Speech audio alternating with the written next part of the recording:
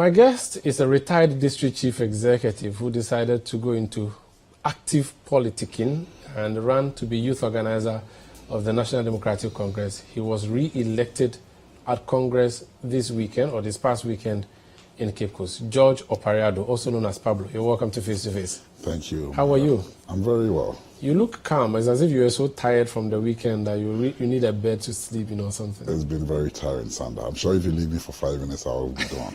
I can imagine. Try and match your voice for me small, because it's really, your voice is tired, your face is tired, everything is tired. But you're wearing white. Victory, you should be celebrating. I'm celebrating, but I'm tired. Certainly. I'll talk to you about your Congress, but I want us to focus quickly about the government of the NPP. You have led demonstrations on the street a number of times since Akufo-Addo took over the reins of power. Currently, we are going through an economic challenge, which is continuing. There's a debt, restructuring program that is happening. In the midst of all of this, the IMF at staff level has accepted our deal. So we have an agreement of a sort between our Ministry of Finance officials and the IMF staff levels. So essentially the 3 billion will come maybe by March next year and so on. What do you make of that? Sana, thank you. Before I respond to you, let me say thank you to the NDC family for re-electing me again. It'll be most unfair if I don't say anything. I'll give you a whole chance to talk about that. I know, but let me thank them before I make any comments. Okay. Let me also thank the Almighty God. Without Him, I'll not be here. I've always said from day one that it is a God factor.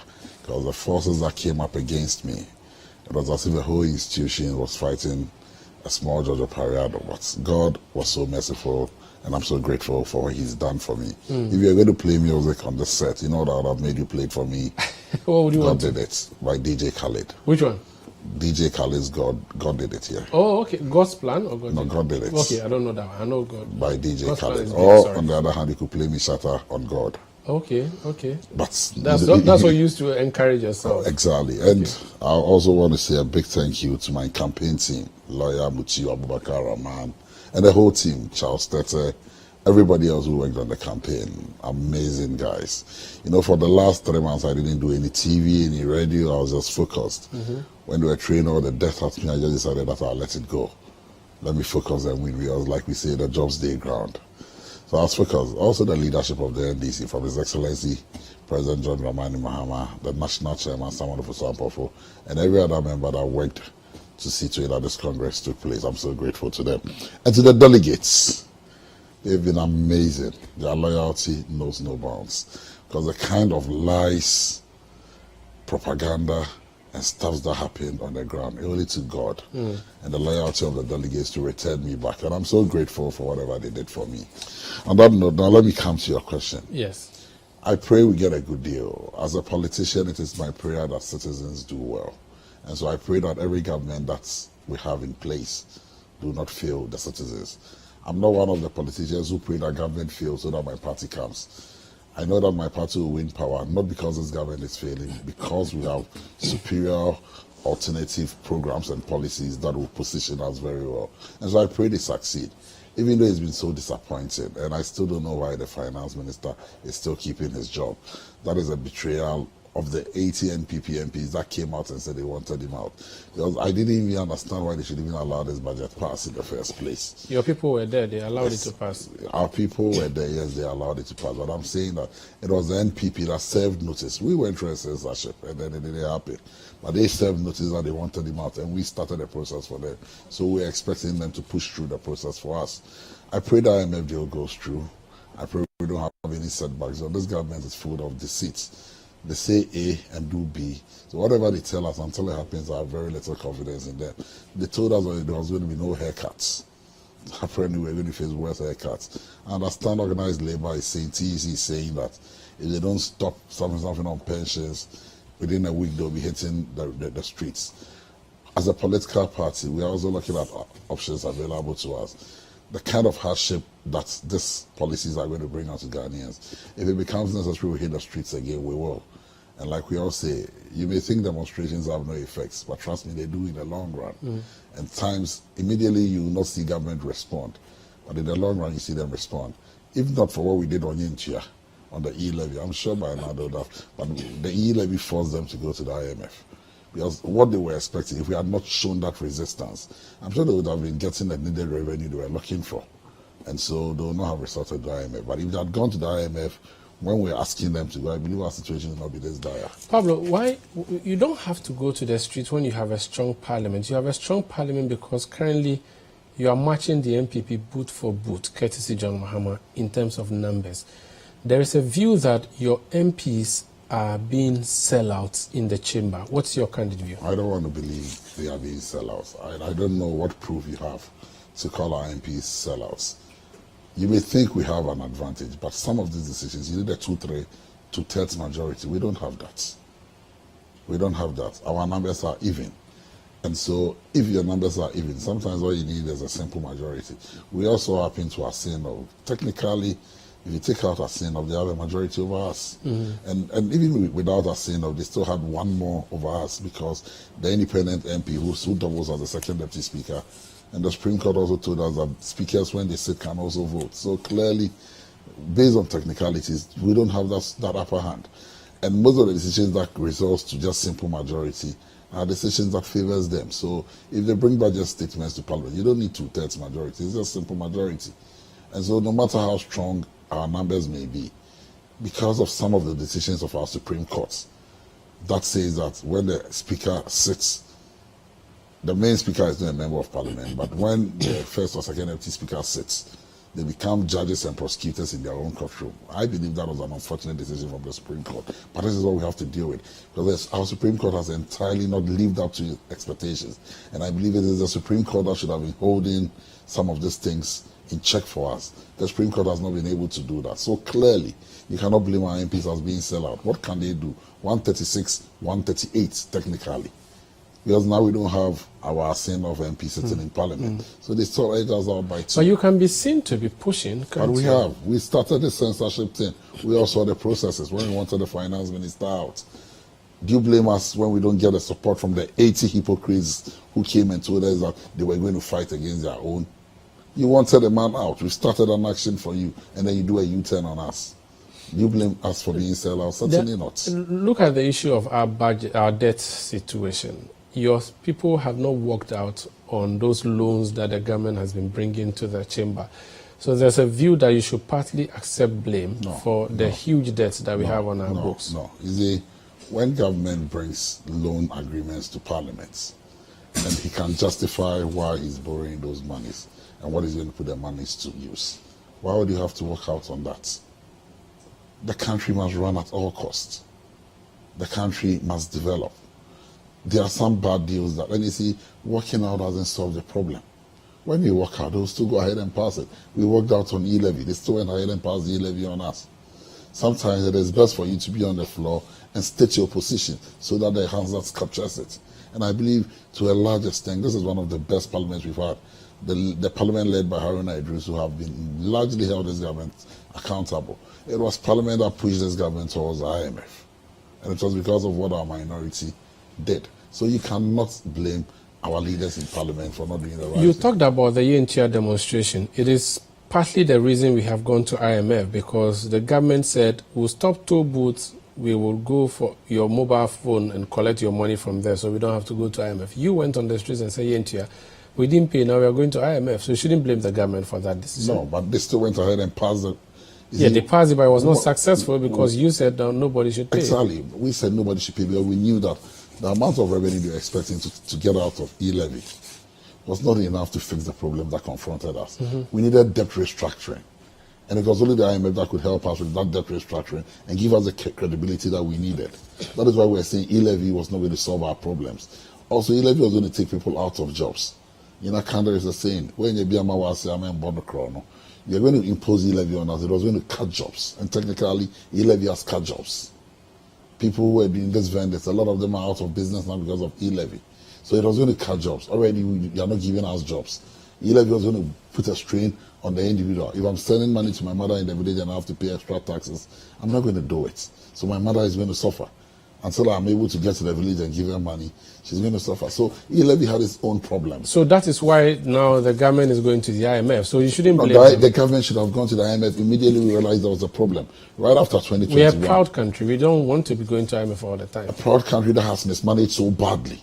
a proud country that has a deceitful president in the person of Akufo-Addo, who doesn't know his left from his right and is unaware of anything that happens around him. That's a lot of offensive words. What is offensive about the president being deceitful? Has he not deceived all of us? The promises he made to us, the social contract he signed between you and I, has he fulfilled them?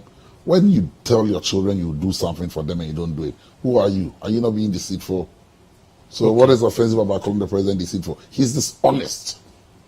And I don't know if that is also an insult. But it is the act of not doing what is noble and right. It's called dishonesty. And that is who Akufo-Addo is.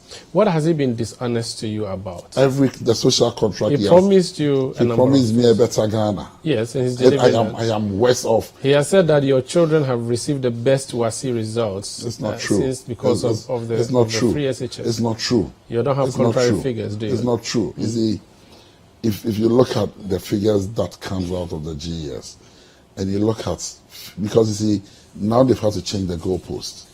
Previously, E8 was a fail. Well, E8 to F9. Yes, E8 was a fail. But under their watch, under free SHS, E8 is no longer a fail. Well, E8 is not fail. F is fail. F9 is fail. I said previously. Okay. When they were classifying results. Okay. E8 was failure.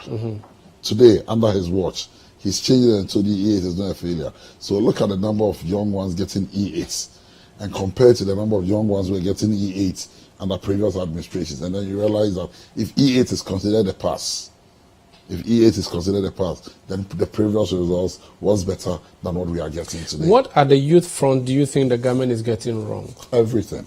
Including employment, which it has fixed in terms of NAPCO, even though they were just for 3 years. We are told that they're going to come up with some more plans. Have you taken your time to look at the employment figures? If you want me to run you through some, I'll help you. Well, they're bad. Exactly. Unemployment is at an all-time high. I don't know what they've done right in respect to employment. When you were in power, they had the Unemployment Graduates Association, Unemployed Graduates Association, UGAG. It means that the situation at the time was dire. They were surrogates. Where are they now? They were surrogates of the NPP. But who told you we don't have been employed now? Who told you about if they've been employed? Why is unemployment so high today? Unemployment today is higher than it was under 2016. Perhaps it's not as bad as your time. That's why we don't have UGAG. No. You know why? Because those were surrogates of the NPP. Dramani something is leading an association of graduate unemployment people in the street. Is it called Dramani something? Dramani Mama or something? There is this young man who has an organization that has to do with unemployed graduates all over the country. They are still around. Maybe he's not making so much noise like the NPP did when they formed that surrogate group of theirs. But the truth is that they failed us in terms of employment. We are in a worse situation than we've ever been at any part of our history. But you don't have any figures to prove that. That's why. We do. But the data from the Statistical Service tells us that unemployment rates are higher. And the last check, when the NDC was leaving power, it was at 4 point something. Today it's about 30 point something. When you went to the IMF, there were challenges that came with that, including freeze on employment. They also have that. But you see, that is why I have a challenge. When we went to the IMF, even though there was a freeze on employment, if you don't mind, we could run through the number of public sector workers we inherited in 2009 and compare that to the number of people who were employed on the public sector wage bill at the time we were leaving power in 2016. And you can compare the number of people they've employed when there was no IMF conditionalities between 2017 to 2022.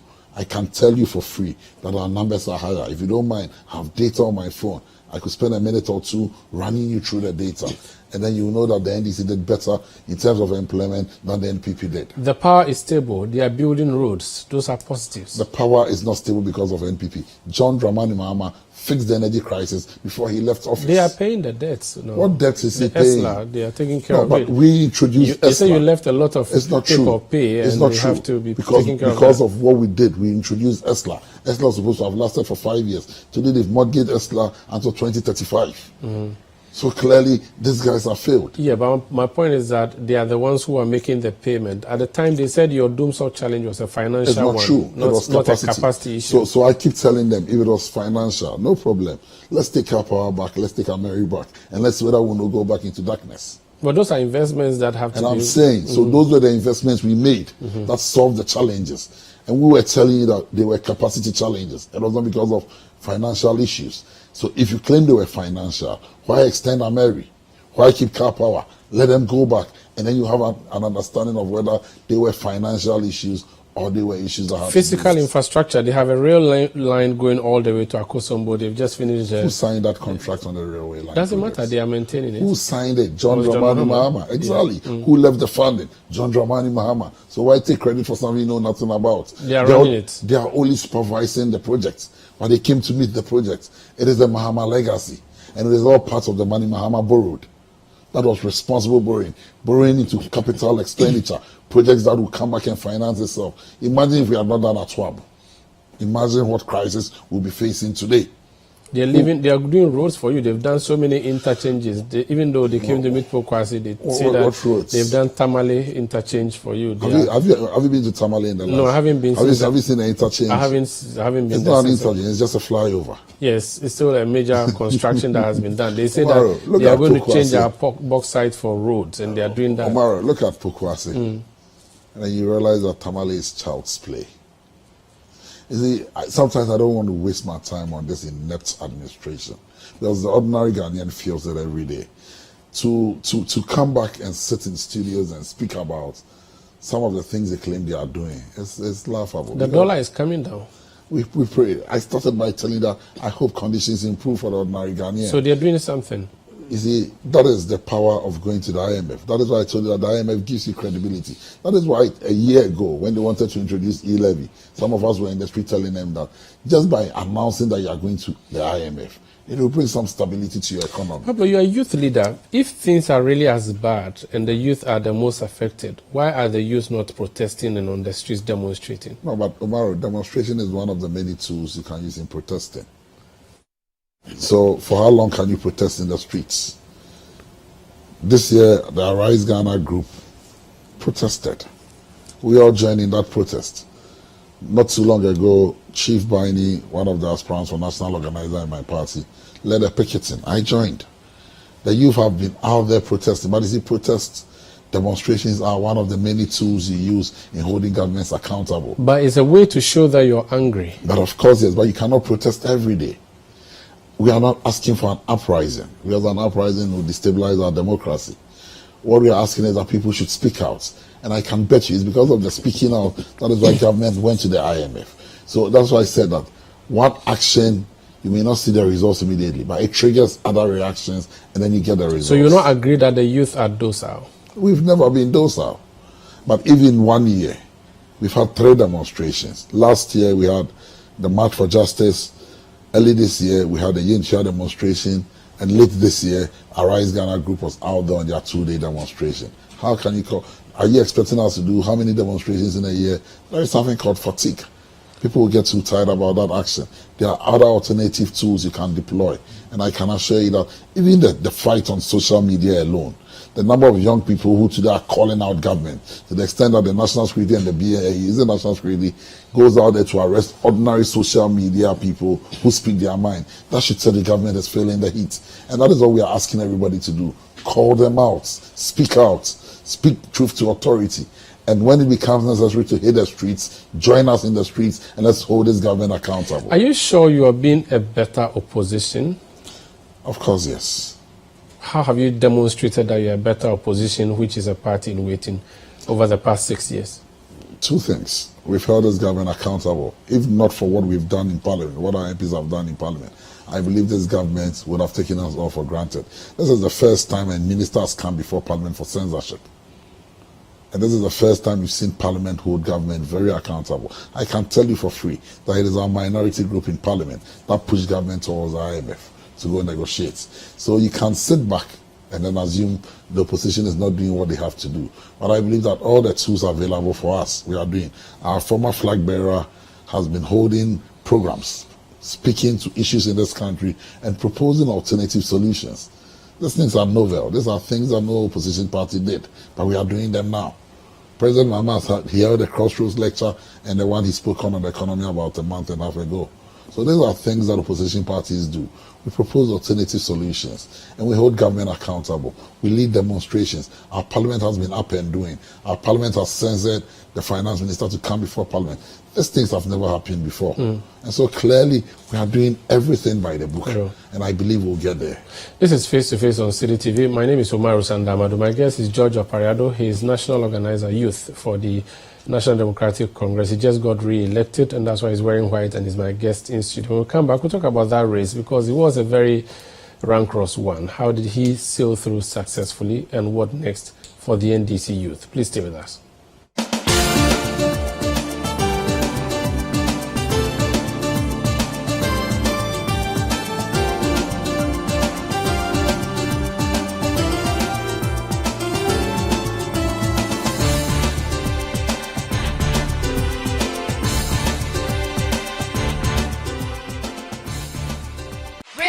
For generations, Ghanaians have had one thing in common, and that's the way we start our day.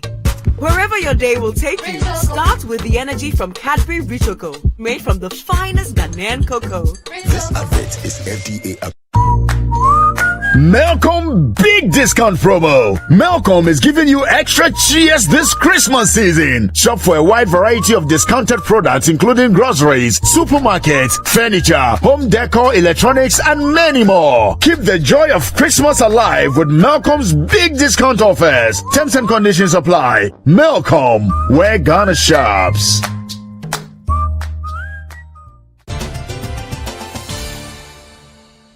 You're welcome back. This is Face to Face on Citi TV. I'm Umaru Sanda. I'm here with George Opare Addo. He's NDC National Youth Organizer. Tell me about the race for returnship. At what point did you decide that you want to run again for Youth Organizer? Is this something you always plan to do at least 2 terms? No, I didn't plan running for National Youth Organizer again. In 2021, when the election results was declared, I met my team led by lawyer Abubakar Muchiraman, and decided on next for my political journey. We decided I would tour the country, do meet focal groups, and then listen to them and ask them what they think I should do. But then the first people I needed to meet were the youth organizers I'd worked with. So when we toured all 16 regions, the report that came from the focal group was that a lot of the youth organizers believed that I had done well, we had made some gains, and we needed to consolidate the gains we had made. So I should run again for National Youth Organizer. It was a bit difficult for me because I was hoping to move up. But when the people who are going to lead your campaign in the constituencies tell you that we believe that stay where you are and then work with us again for another term so that we can consolidate the gains we've made. Because until I came in, the youth wing was a bit down. So let's consolidate the gains we have made and then build on. And then after 4 years, if you want to move away, you can move away. So I listened to the cry of the people who elected me, and they asked me to run again, and they were going to support me. So I decided to run again. So in your constitution or law, you don't have a clause that says at a certain age you can run for youth organizer? No. Oh, so even after 50 you can run if you wanted to? Yes. Okay. So, but are there plans to amend that? We are hoping to amend it at Congress. This coming Congress? Hopefully. Now, when you went into this election, you said to me in the intro that you were faced with forces. Yes. What are these forces? I was actually surprised because I believed I had done so well, and I was expecting the party to rally around me. Not rally around me like support me, but I was expecting the so-called big wigs in the NDC to remain neutral. But a few people decided that they will not adhere to advice and then show their hands and faces. Unfortunately, most of the so-called big wigs are all cowards. So they couldn't show their faces. Rather, they were using surrogates.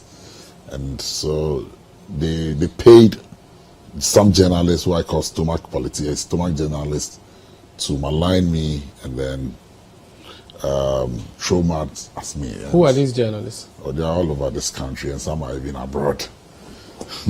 And all they could say was, they also realized. Are you willing to name names? No, I'm not interested in calling out anybody. They know themselves.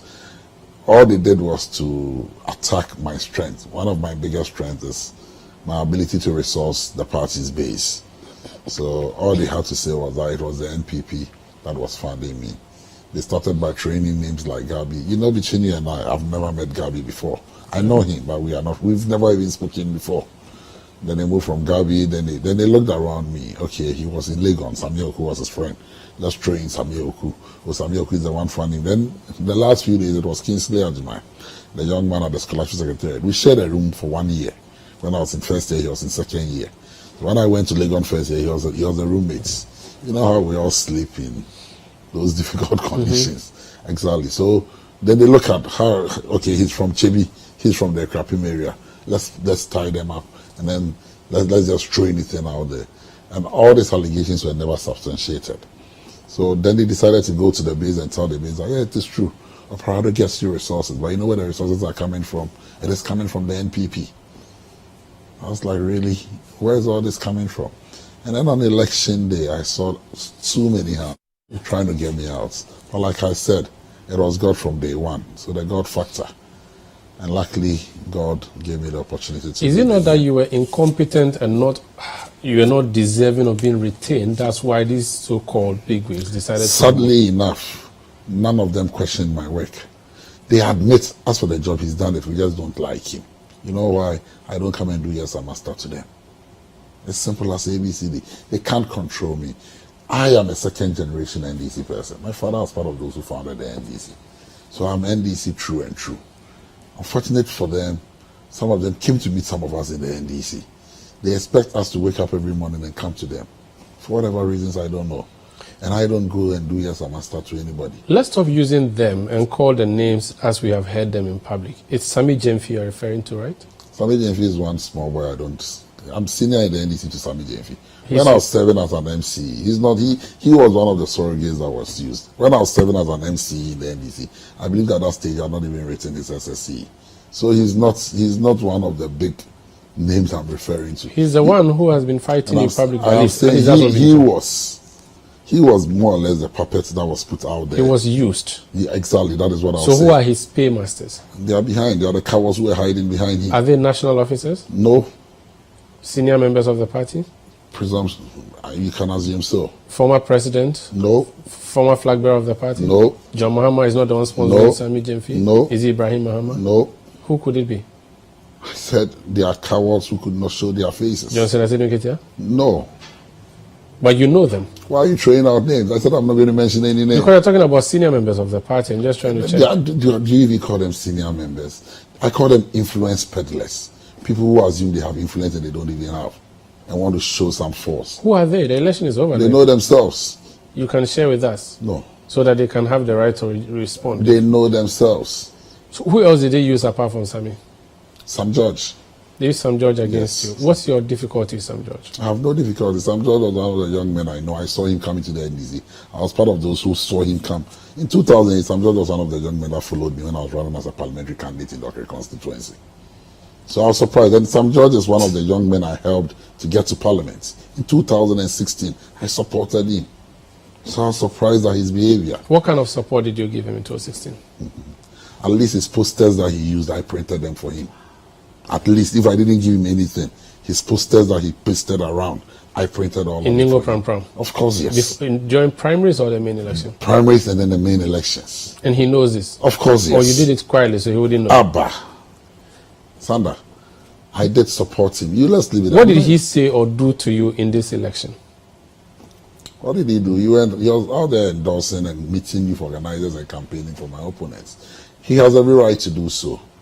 But in 2023, when it is his turn and I also descend into Ningo Pram Pram to support a candidate, I hope nobody comes to call me that I'm a national officer. Is that a threat or an hypothesis?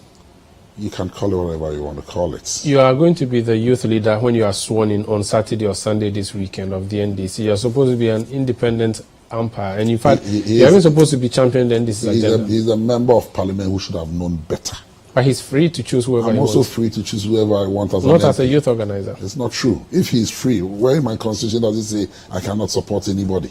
You can support an opponent. If he wins the primaries and if becomes he wins the primaries, I'll support him as the NDC's candidate. But during his primaries, I have the right to support anybody who contests him. So you will not support him in the primaries? You see, I believe I'm better than that.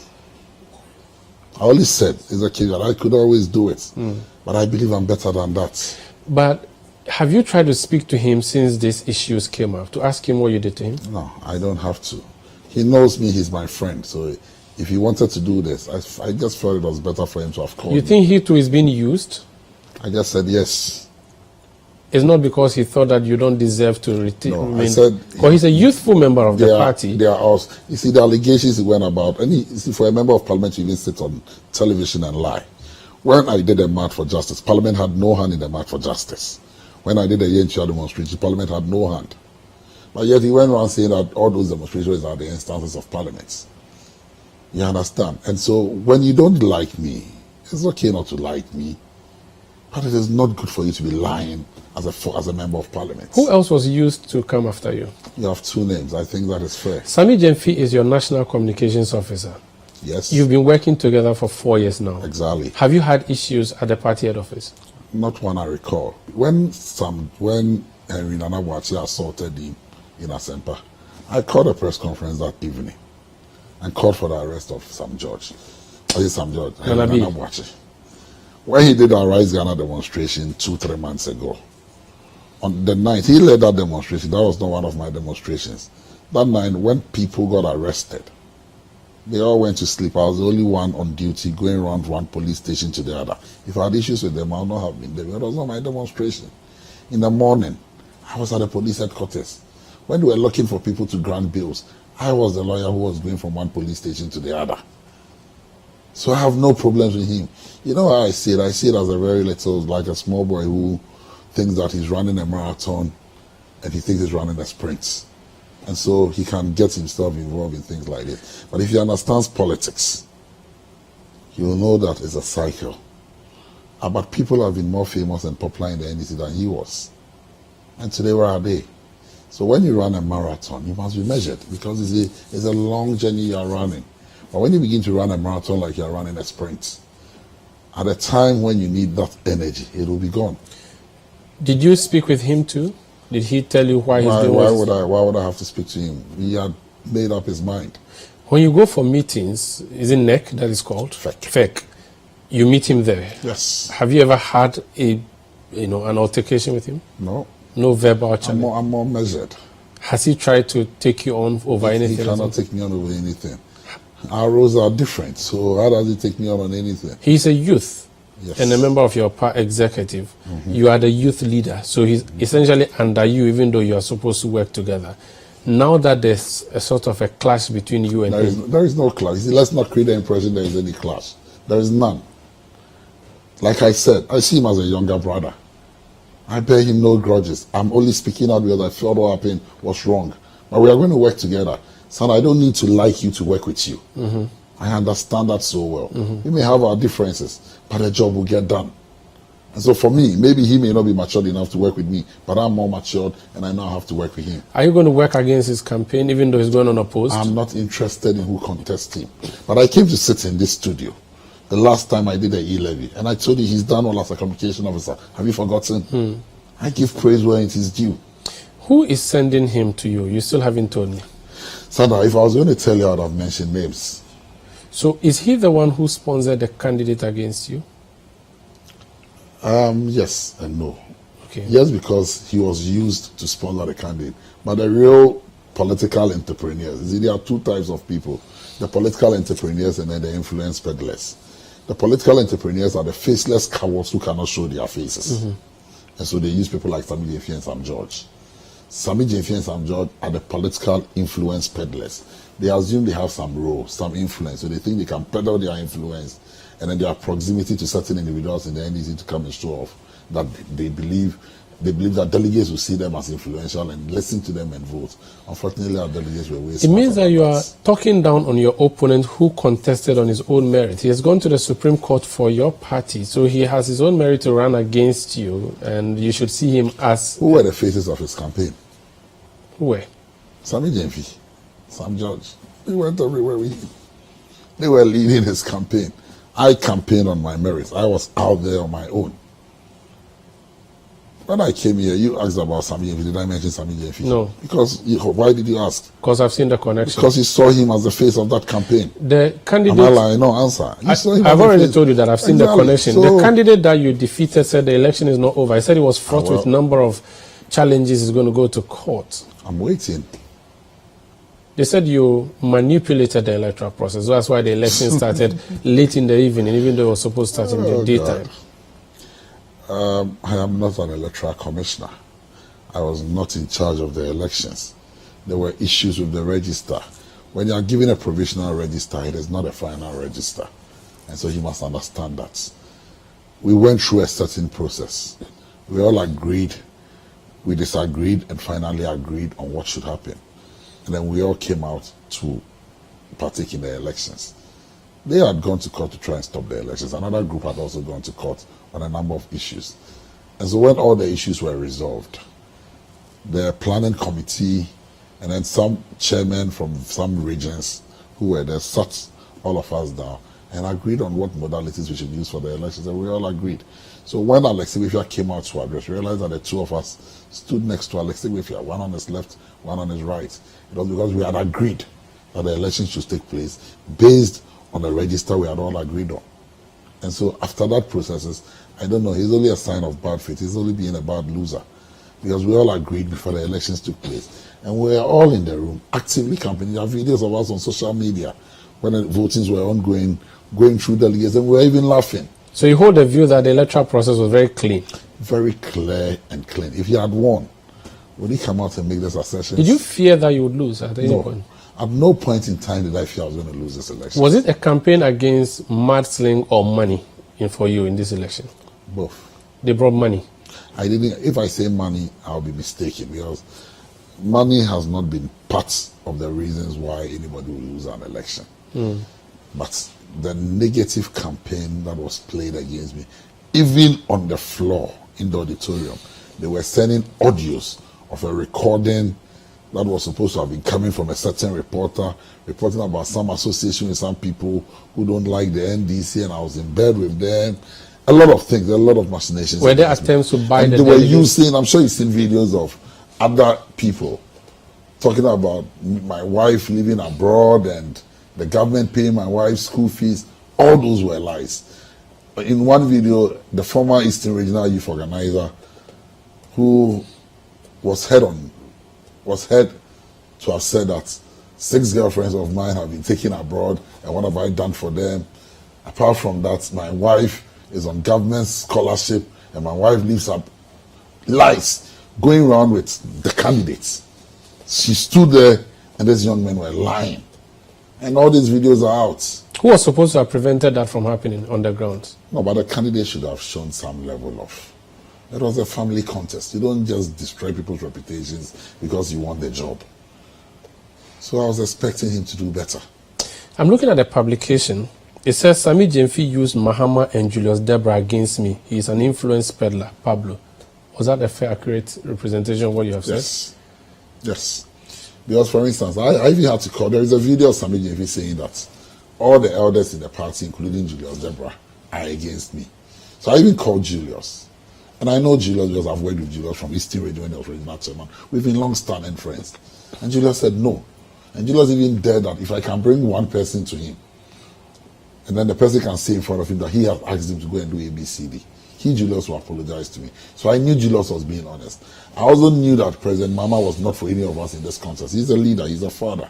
And he has remained neutral because he had assured all of us that we should go into this contest, and whoever wins, he will work with. So I was surprised that Sami Jemfi was, and there are videos, it's not just word of mouth. He wouldn't have been saying it if he wasn't sponsored, like you said. So no, I'm saying that there are people I call political entrepreneurs. It is not President Mahama. So he's pretending that he exactly. that they so are behind him. Using, you see, people assume he's close proximity to the corridors of power in the NDC. How far from the corridors of power are you? I'm not too far. Are you sure? Of course, yes. Between President Mahama and I don't call him Your Excellency. I call him Uncle John. Okay.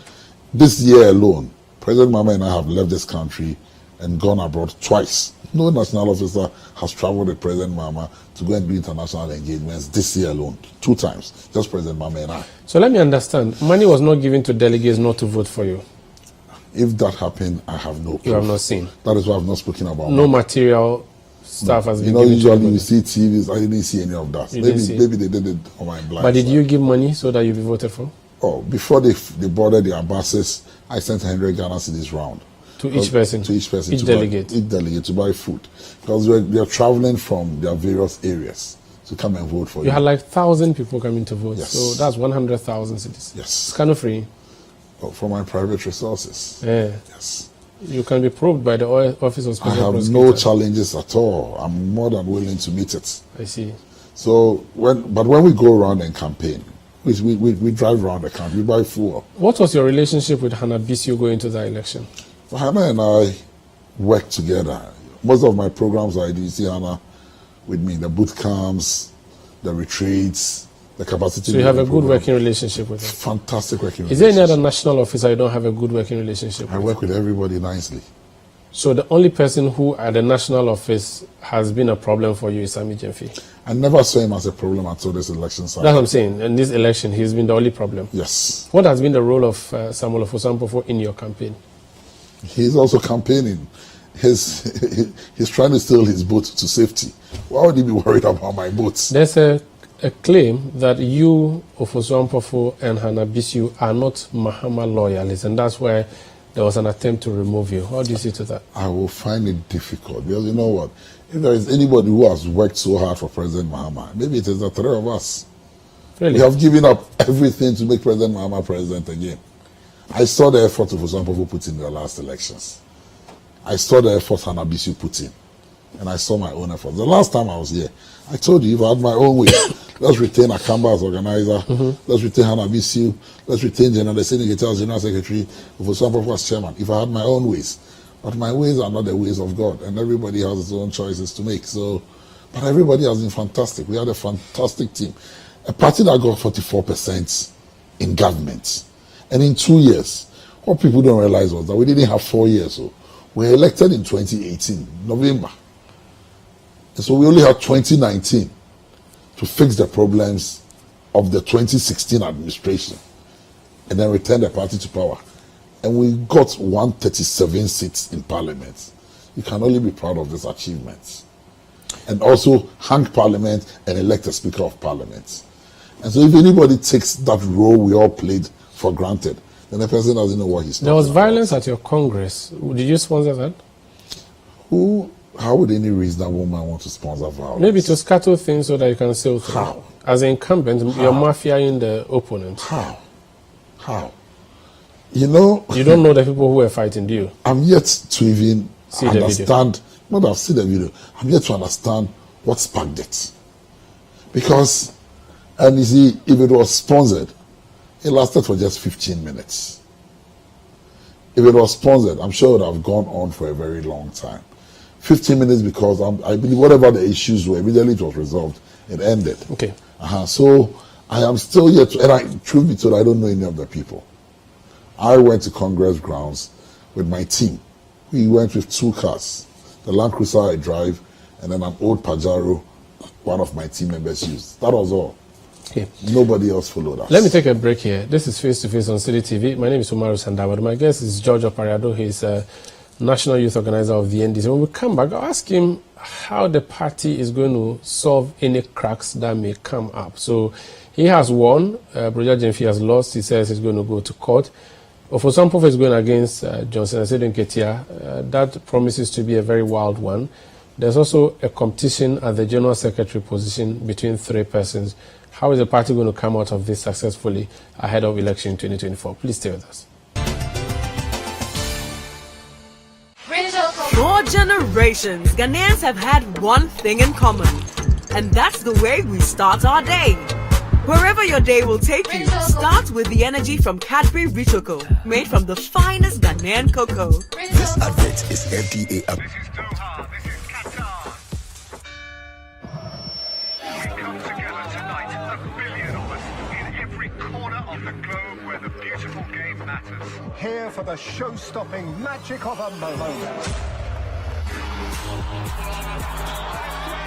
Get DSTV access with an HD decoder plus dish kit for only 169 Ghana cedis and upgrade to compact to watch all the 64 matches. Here for every fan.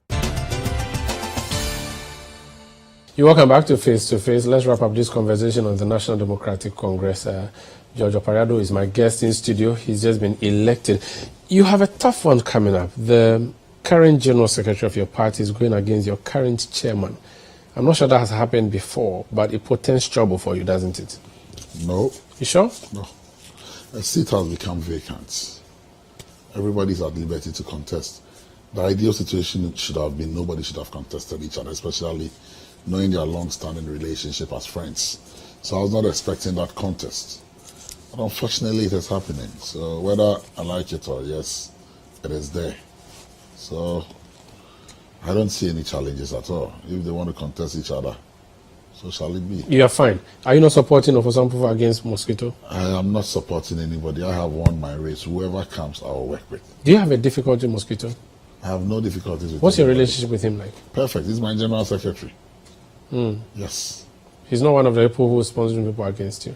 If he did, I didn't see. Do you suspect he did? No. What's your relationship with Ofosanpofo? Same. Perfect. I have a working relationship with all of them. But you would wonder he wins. I have no difficulties whoever wins. What do you make of the cracks that may come up if either of them no wins? cracks. Are you sure? Yes. They have a huge population on either side. The base is interested in power. So I can assure you that we will amend our ranks. There are leaked audios that are... It happens in circulating. every election cycle. It will pass. You've heard some of them. It will pass tomorrow. Does it not shock you that General Mosquito says that Ofosanpofo was running a rat race with John Mahama? Umaru, I am not interested in what anybody says. You have to be interested. You are the national youth president of your party. He's campaigning. On the campaign trail, a lot of things are said. Some are very frivolous. You just let them slide. The delegates are not, in quote, stupid. They know what is right and they know what is true. So why would I be worried where I sit? On Saturday, everybody will see his smoothness level. So if it is general, if it is Ofosanpofo, whoever comes, I, Judge Opare Addo, will work with the person. I'm a team player. None of them has asked you to support their campaign? None of them can. They know me. They know my principles. Did they come to support you at Cape Coast? None of them came to support me. Did they give you money? If you know the hits we are all going through. They are hotter than you. Umaru, this economy. What about the general secretary position? Your colleague Peter Boama is seeking to be elevated. Fantastic young man. You like him? I like him. He's a vandal. He's a fellow vandal. Do you like Fifi Kweti? Of course, yes. He's a fantastic. You know, when Fifi was propaganda secretary, that was when I joined the NDC's communications team. Okay, so you worked directly So he with him. gave us opportunities to shine. Fantastic young man. How about Elvis Efriam? Oh, he's a maestro. So Maestro Such is a an bigger... intelligent young man. Maestro is a bigger of He's all led 2 campaigns. He led Atamil's campaign and he led John Mahama's campaign in 2012. Fantastic man with a lot of experience. You know what? All the 3 of them, everybody is fit for purpose. There's generally a view that party officers would like to be retained alongside their colleagues. If that is the case, then it means you're mostly inclined towards having Peter Boama Otokuno re-elected. Obviously, is my director of elections. He's not an executive. He's not a national No, executive. he is a national executive. He's not committee elected. member. No, but he is, and he sits at NEC. He sits at FEC. Not He's all appointed. executives. No executives are elected. They have equal rights just like us. He's an appointee of the executive, not a... And so, but he's an automatic member of NEC and FEC. So we've sat there for 4 years, just like Otukuno. The only person who has not started with us is Fifi. But if Fifi and I have a very good relationship. As youth organizer, he's one of those who supported me to succeed. Almost all my programs I did in the Volta region. One way or the other, Fifi supported me in finances. They don't know how I finance projects. For instance, I'm going to his constituency to do a program. The last one I did in his constituency, he paid off all the bills for me.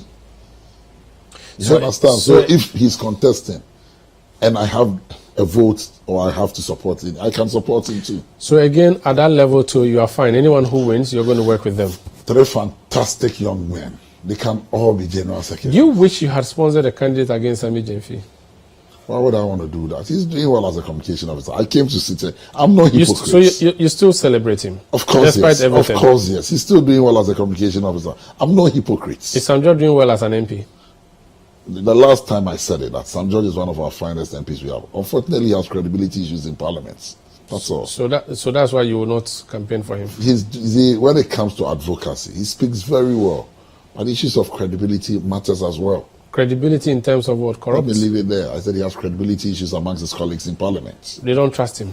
Well, I've mentioned credibility issues. You can go on. I can interpret it the way I want. Exactly. Your youth agenda, quickly before we go, what will be your youth agenda? So that in 2026, when you go back to the polls, what would you say? And if I don't go back to the polls in 2026, no, I'm just saying, but at least you're going to take stock and say that, okay, this is what Opare is remembered for. I campaign on 3 things.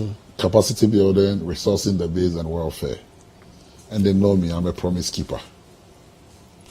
The first is to win political power for the NDC. I don't serve individuals. I serve the interest of the NDC. So the first is to win political power for the NDC, and then make sure the youths of the NDC are fairly rewarded in this country, because a lot of things have happened and a lot of young people who are affiliated to the NDC have been overlooked because we're NDC. And that's going to be your agenda. Wish you all the best, and thank you for speaking to us. Thank you, Umaru. That's George Opare Addo. He is a national youth organizer of the National Democratic Congress, also known as Pablo. My name is Umaru Sanda. Thank you for watching Citi TV. It's your world.